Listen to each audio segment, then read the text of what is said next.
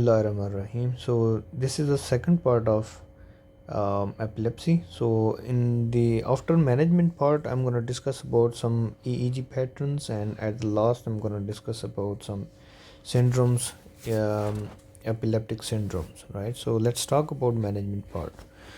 So if patient is coming with the first fit, right? So what we need to do, we need to go investigate and we have to rule out the secondary cause, right? We have the vitamin mnemonic. We need to rule out all of those causes, like vascular cause, inflammation, trauma, like that.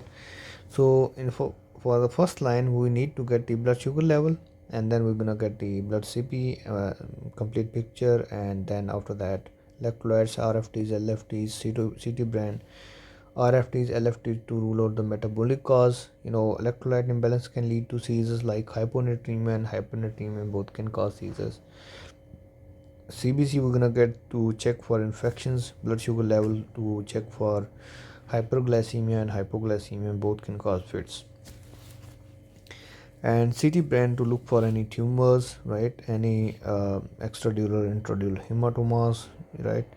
And then we need to get the CSF examination done, and also we can go for blood toxicity, for alcohol intoxication, and we need to get the immune profile in these patients. If there is no cause found, right? So then we're going to consider the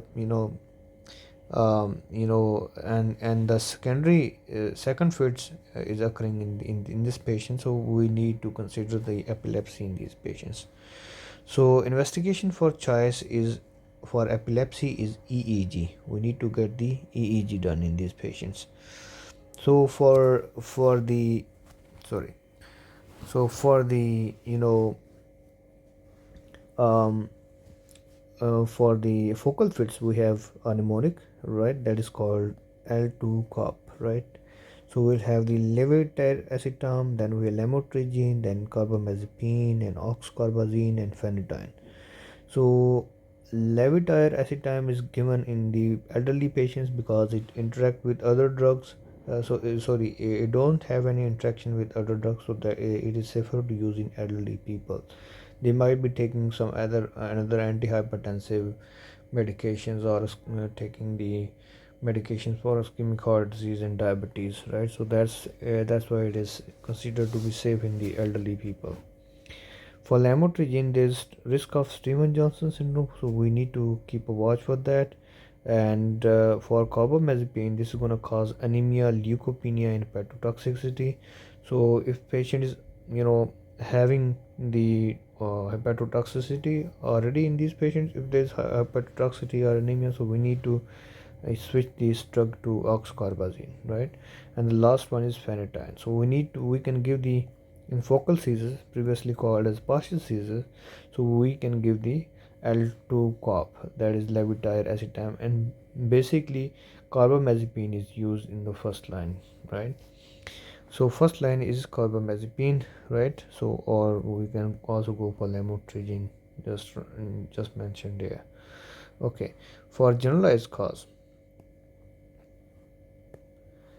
the valproic acid is can be used in the first line for tonic-clonic. For absence type, that was previously called as paracetamol, and ethosuximide can be used in these patients. This is safe. So if there is a female of reproductive age group and she want to conceive, so levetiracetam is considered to be safer than lamotrigine. And if she conceives and she's already taking valproic acid, we just need to add folic acid along with that. We don't need to change the drug, right? So I'm going to discuss that too. So safest anti-epileptic drug in pregnancy that is considered, that is called as levetiracetam. Obviously this is there is risk of teratogenicity with that too. So let's move on to the next page. Let's discuss remaining the okay. For atonic seizures, first line is valproic acid, right? And for myoclonic, the first line is the valproic acid, right? So we can see the valproic acid is the first line. So what is the principle of treatment, right? I'm going to discuss all the drugs and all the types of epilepsy in the end as well, right? So let's talk about principles of the treatment. So we need to start an anti-epileptic drug, you know, with the second fit. If patient is having first fit, we need to rule out the secondary cause. And if the patient is having second fit, so we need to start the anti-epileptic drug. And we're gonna start with the lowest possible dose, right? From any of the first line that I've mentioned before. So we need to follow up after 2 weeks, right? If epilepsy is not controlled, then we're gonna titrate the dose upward of first anti-epileptic, which we started before. So we have to titrate its dose upward like 50 to 100, 100 to 150, like that. And first possibility is that epilepsy, gets controlled by titrating the dose, right? Just say previously we were giving the 50 mg. Now a patient is having again epileptic episode, so we need to titrate it up to 100. And if it gets controlled, well and good, right? And we need to adjust this dose, right? We need to continue this same dose for 2 years. So we need to continue this dose for 2 years. And second possibility is that if the maximum dose fails, right? I just say if patient is taking Epivol, right? So if patient taking valproic acid 200 mg a day, and maximum dose is possible in these patients. Just say it is one gram, right? 500 mg. If he is taking 500 mg tablet Epivol, and we have given the maximum dose of that, but the dose epilepsy is not controlled in these patients. So what we can do in these patients? So either the maximum dose failed to control the epilepsy or side effect appears, so we need to plan is to withdraw the second your first drug slowly, and we need to add the second drug, right? We need to add the second drug from the minimum dose, and we're gonna titrate that upward, right? That's how we're gonna go. So I have mentioned, yeah. So first drug we have to give, you know if the patient is having, if he's not the patient is having the patient's epilepsy is not controlled by first drug, so we need to titrate this gradually, and we need to start the second drug slowly, right? At the lowest possible dose, then we're gonna increase the dose, right? So so let's talk about epilepsy and driving. If patient is having epileptic episode, so patient is gonna stop the driving for 6 months after the first fits.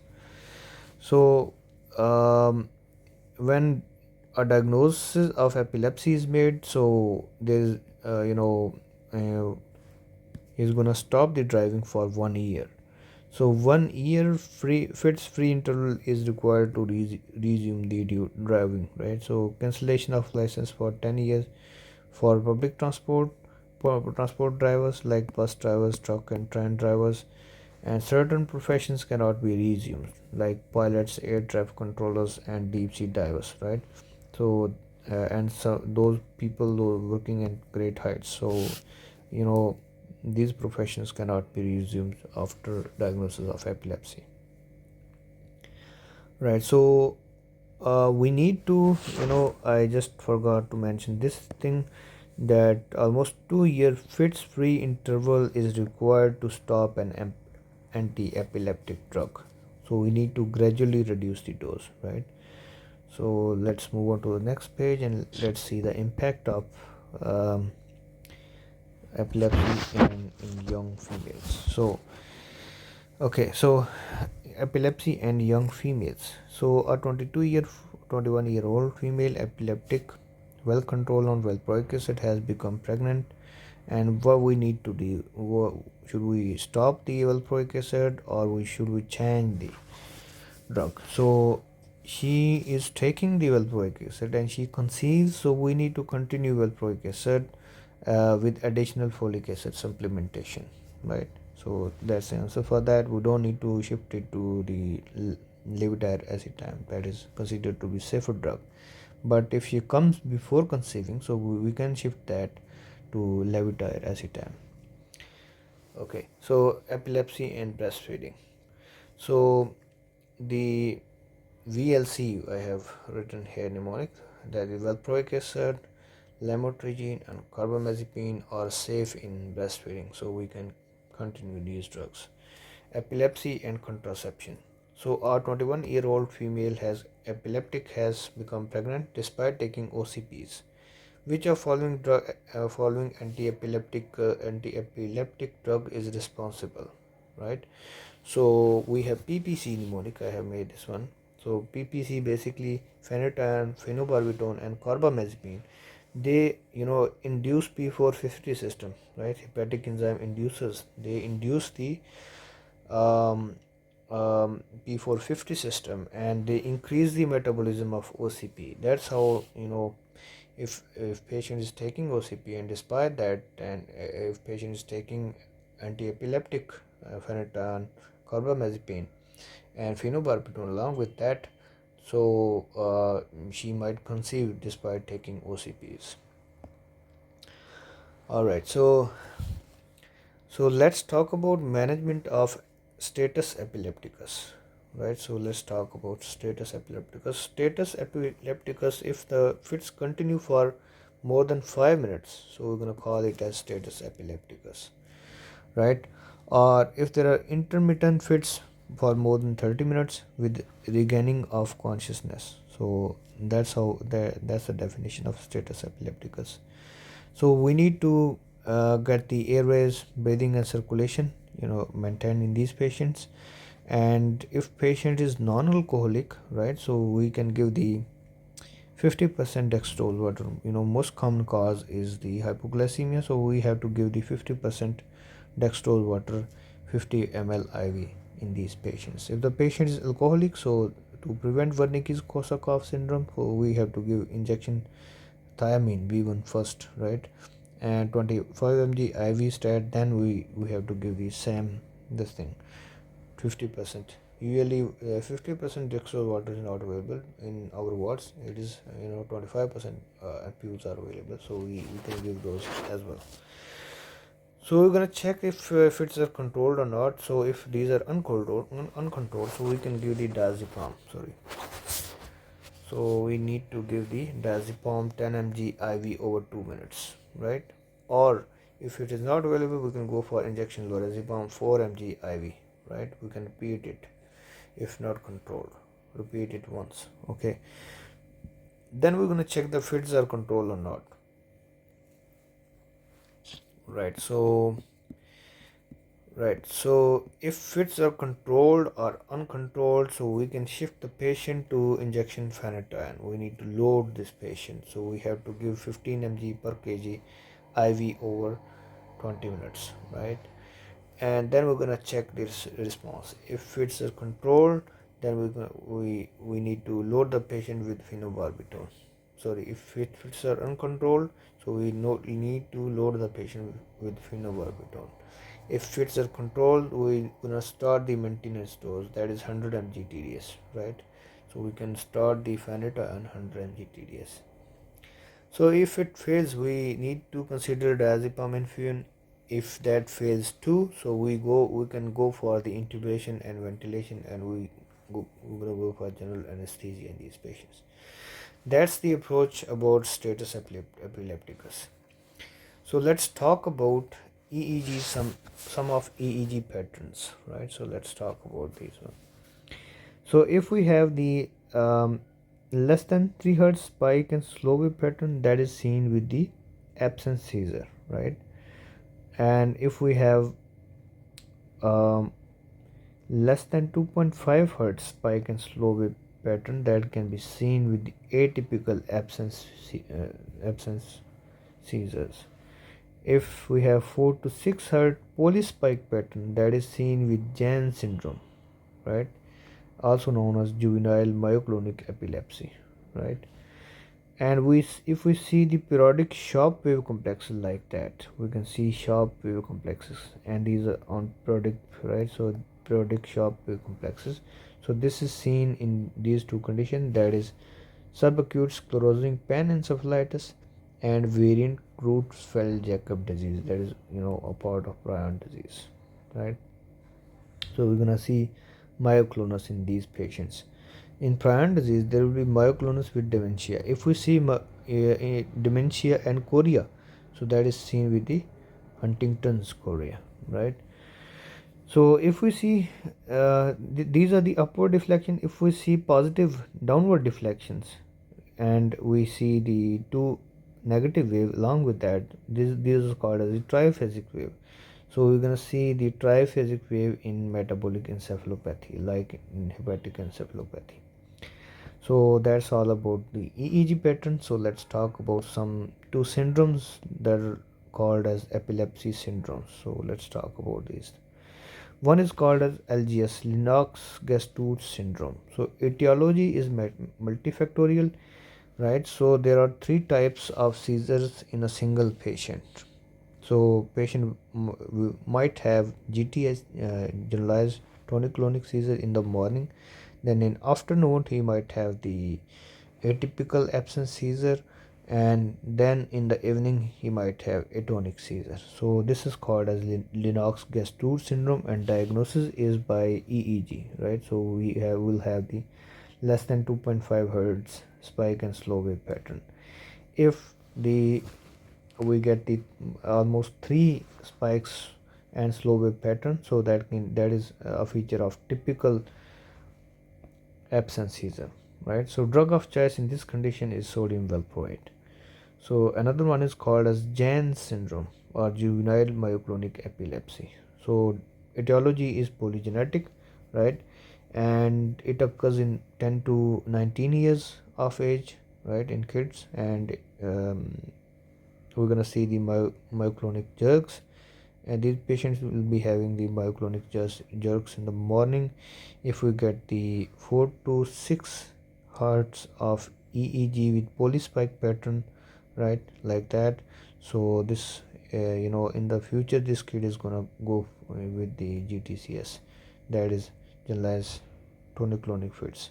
So treatment is valproate. So most common epilepsy that is seen in children is benign Rolandic is epilepsy, right? So we're gonna see the focal seizures. So the patient will be a presentation of focal seizures. So this occurs in 2 to 13 years, and treatment is carbamazepine, right? So most common seizures that occur in child, most common seizure that occur in child is febrile seizures overall, right? So most common seizure that is seen in newborns is subtle seizures, right? So there will be jitterness due to hypoglycemia. This can be due to birth asphyxia. All right, so let's talk about some, myoclonus is related to some of these. Like if myoclonus occur in less than 1 year of age, so we need to consider the child might have the infantile spasm, right, also known as Salam seizures. So if we get the EEG done, so we're gonna see the hips arrhythmia in these patients. If we see myoclonus in 8 years of age, kid with 8 years old, so this is SSPE that is seen with the complication of measles. If this is seen in unvaccinated with the measles vaccine. So if the child didn't get the measles vaccine, so this is a complication that occurs after measles virus. So subacute sclerosing panencephalitis, right? So this is seen with that. Okay, myoclonus, he's gonna present with the myoclonus. Okay, if the child is 10 to 19 year of age and is having myoclonus, so we can consider the juvenile myoclonic epilepsy in these patients. So we're gonna see the 4 to 6 hertz polyspike pattern in these patients on EEG.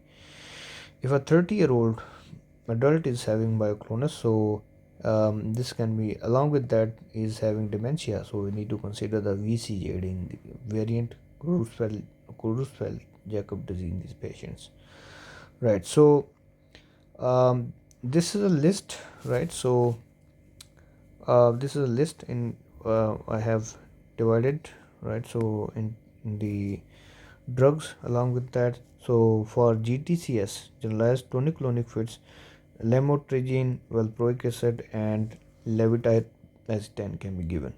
For focal seizures, we have mnemonic L2-COP, that is lamotrigine, levetiracetam, carbamazepine, and oxcarbazepam and phenytoin can be given. For typical absence seizures, we need to give the valproic acid, right, lamotrigine, and ethosuximide, right. We have these three drugs available. For atypical absence, atonic seizures and myoclonic seizures, valproic acid, that is mnemonic is VLT. So valproic acid, lamotrigine, and topiramate can be given.